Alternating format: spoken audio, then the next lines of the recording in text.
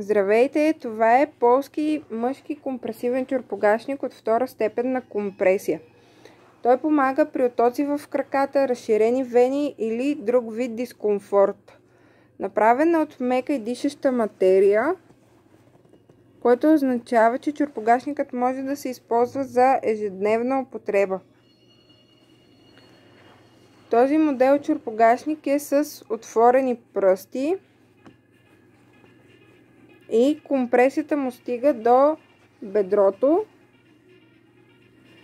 и нагоре е свободен и няма да ви притиска по никакъв начин. Чорпогашникът се разтяга нагоре, но настрани не може, затова е много важно да се взимат правилните размери.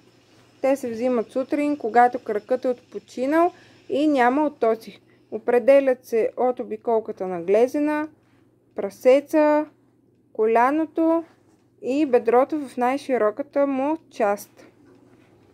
За поддръжката на чорпогашникът е много важно да не се пуска в пералня и да не се простира да виси, за да не се разтегля. При възникването на още въпроси, не се колебайте да се свързите с нас. Поздрави, екипът на Ортопедия!